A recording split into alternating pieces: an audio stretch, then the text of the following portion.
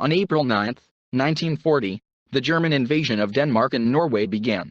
Almost the entire active part of the German fleet, including its most powerful battleships at that time, the Scharnhorst and GNEISENAU, took part in Operation Weserübung. By pure chance, the British fleet in those days also carried out an operation in Norwegian waters. Destroyers laid mines on the routes of German bulk carriers with ore. The operation was covered by a group consisting of the Battlecruiser RINAUN and 4 destroyers under the command of Vice Admiral Whitworth. The collision of these ships will be the first battle of battleships in World War II. Let's talk about ships. RINAUN was commissioned as early as September 1916 of the year. He and his sister ship Repulse were the embodiment of the idea of a battlecruiser developed by the then First Sea Lord Admiral Fisher: big guns and high speed with a minimum of armor. This approach cost the British Navy 3 battlecruisers and several thousand sailors who died in the Battle of Jutland on May 31, 1916. So immediately after the end of the war, Repulse and RINAUN were sent for modernization at the first opportunity, during which the main armor belt was replaced. 152 mm plates were replaced by 229 mm. From 36 to 39, RINAUN underwent another radical modernization. The elevation angle of the 381 mm main caliber guns was increased, replaced by a medium caliber. Instead of 102 mm guns, 114 mm guns were installed. New fire controls, anti-aircraft artillery, as well as a new, more compact, power plant, were installed, which allowed the old ship maintain 30-knot speed. Armor protection remained a weak point, but 6 381 mm guns remained an extremely serious argument in any duel. Now about his opponents. The Scharnhorst and GNEISENAU were newly built ships that entered service in 38 to 39. At the same speed as the RINAUN, they had 9 283 mm main caliber guns, but they were much better booked. The thickness of the main armor belt reached 350 mm against the Englishman's 229. Excellent survivability is the main distinguishing feature of German warships in both world wars. But let's go back to April 40. The start of the operation was scheduled for April 9. But in order to have time to land at the appointed time, the Kriegsmarine ships had to go to sea in advance.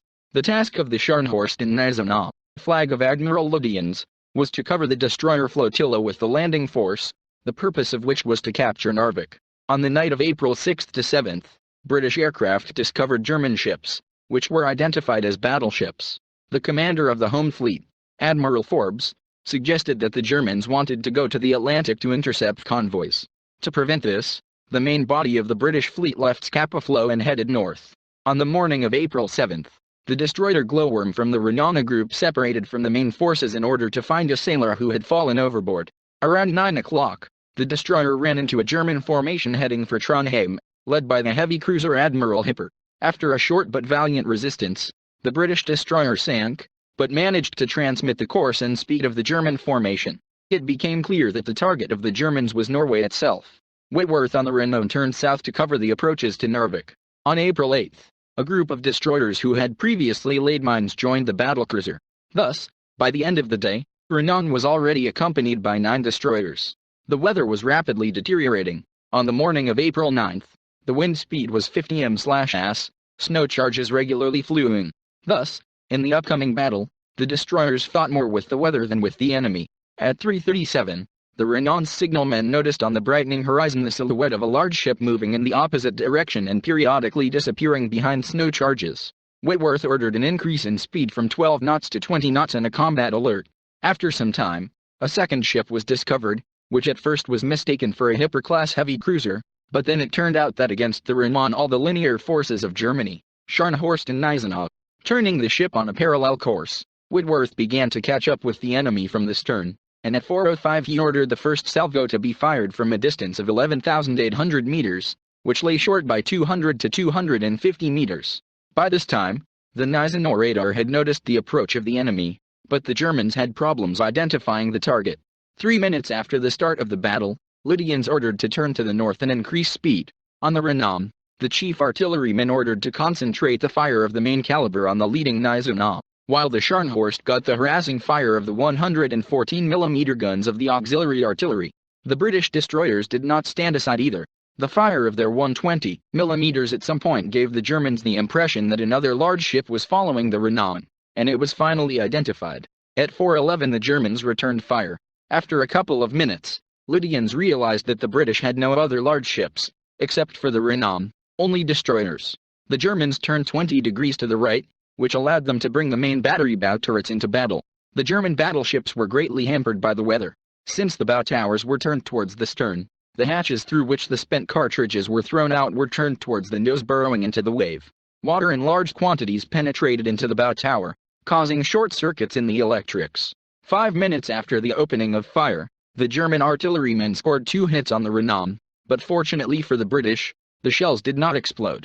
The first broke the support of the three-legged mast and the cables passing through it, depriving the ship of radio communications for some time. The second pierced through the hull, destroying the admiral's wine cellar along the way. The latter circumstance attracted a large number of volunteers to this place, eager to help repair the damage. There were no losses in the crew. The British response was more bloody. A direct hit on the GNEISENAU disabled the artillery fire control point. 6 people, including the chief gunner, were killed and 9 more were injured. The second shell hit the aft turret of the main caliber, forcing it to become silent until the end of the battle. In order to shoot down the British siding, the GNEISENAU sharply turned 60 degrees to the right and lay down on a northeasterly course. His partner first covered the flagship with the smoke screen, and then followed him. RINAUN continued the pursuit, only now the fire of its main caliber was concentrated on the SCHARNHORST, and the auxiliary, on the GNEISENAU. Because of the stormy sea, both sides at times slowed down so that the waves hitting the nose did not interfere with the aiming of the guns. But gradually the Germans broke away from the enemy. At 4:55, the British finally lost the enemy in another whirlwind of rain and snow. True, after 10 minutes on the Scharnhorst, problems began in the engine room, due to which its speed dropped to 15 knots. At 5:15, the RINAUN saw the enemy again, and the exchange of fire resumed. The German mechanics quickly dealt with the problems, raising the speed to 25 knots. At 6:15, the opponents finally lost each other. Whitworth prowled for another couple of hours in search of the enemy, but to no avail. Let's summarize. The British were tactically victorious, who during the entire battle drove a stronger enemy. On the other hand, the task of Admiral Lydians was to connect the destroyers with the landing force in Narvik, which he did, dragging Whitworth's compound north with him. Of course, he could have acted more aggressively and tried to sink the RINAUN. Another thing is that he most likely would have managed to mutilate one of his ships, and it is far from a fact that there were no other British battleships nearby. For example, the same type of RINAUN repulse. In general, the king has a lot, but the Führer has little.